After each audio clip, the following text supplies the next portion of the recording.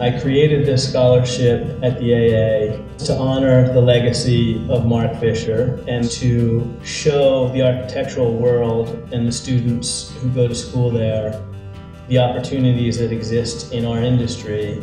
Mark Fisher's work has probably been seen by 100 million people, and people won't even realise, because Mark was a very he had a lot of humility and he was very down to earth, and it wasn't really about him. He was there to make the artist look good. He first and foremost pushed the envelope in the industry like nobody else has ever pushed it. He was the first man to design a show for the Rolling Stones that didn't have a roof. And when the question was asked to Mark Fisher, well, what's going to happen when it rains? His reply was, they're going to get wet. In my opinion, and hopefully this is the opinion of a lot of other people in my position, that Mark was without doubt the greatest designer of the modern era. He was an incredibly prolific and talented architect.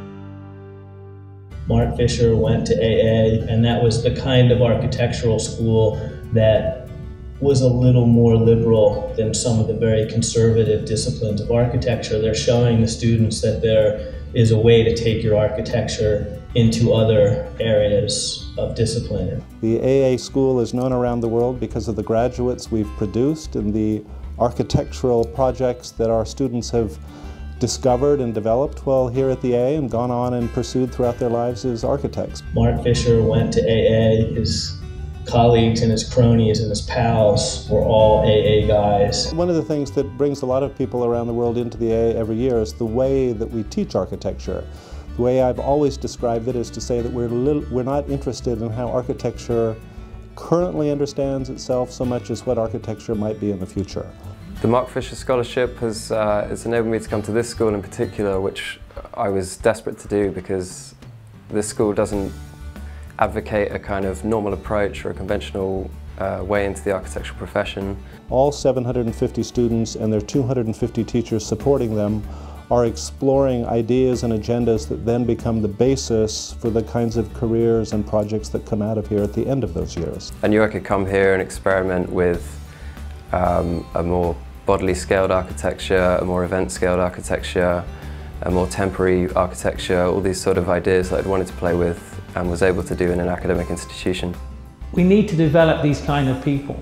It's already been proven that there's great young talent coming through, and we need to harvest this talent and make sure that we still get people that can be of the caliber of Mark Fisher. It's so easy to see that we're making a difference that I think it's time for everybody in our industry and some of the other industries that he has touched, including the architectural industry, to reach into their pockets and help us make a difference with some of these kids. It's a big deal. I'd like to encourage other people to donate, to keep the memory of Mark alive, the memory of his work, the memory of his awesome designs, and just the overall legacy that he left with us. You know, to be able to get a scholarship in his name is something to be very proud of. There should always be a Mark Fisher legacy, and in order to maintain that, I know TAITs have been very supportive of it. I think it's time for some of us to pick up the mantle and try to keep that going.